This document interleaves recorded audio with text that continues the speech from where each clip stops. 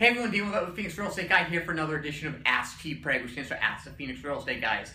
So today I want to talk about seller pay closing costs. Seller pay closing costs are a myth. They don't exist. What you're really doing is you're financing those closing costs. You're not getting the seller to pay for them. And let me show you why. Let's say I have a house for sale. I'm selling a house for $210,000. Now I know in my mind, my bottom line on that house is $200,000.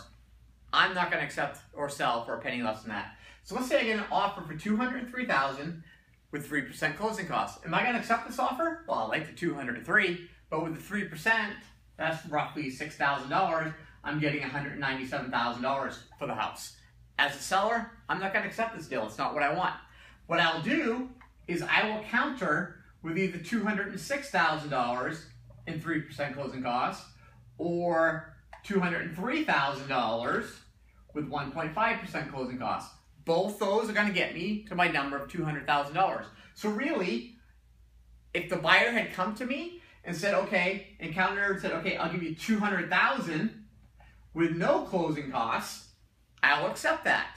So really what you're doing, if you're accepting this offer, is you're financing those closing costs. And if you take that $6,000 at 4.5% interest rate over 30 years, that's $11,000 more that you pay for the house. So you never got those closing costs. You financed those closing costs. And if you think I beat them up for as much as I could and then I got them to pay the closing costs on top of that, you didn't.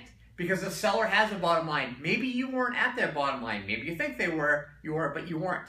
Now, there are two scenarios where it does make sense to do this. First of all, if you just really need, if you're an FHA buyer and you really need the help with the closing costs, then it makes sense to get you into that house. The other scenario is, let's say you're going to own the house for like less than 5 years and you want to get into this with as little as much out of pocket, then it really doesn't make that much of a difference. You pay for it, 5 years later you sell the house, and it's not going to make a huge amount of difference. So that is the truth about seller pay closing costs. They do not exist. You are financing those closing costs. If you have any thoughts or questions on this, I'd love to hear from them. And if you want your question answered, use the hashtag AskTPreg, and we'll talk to you soon.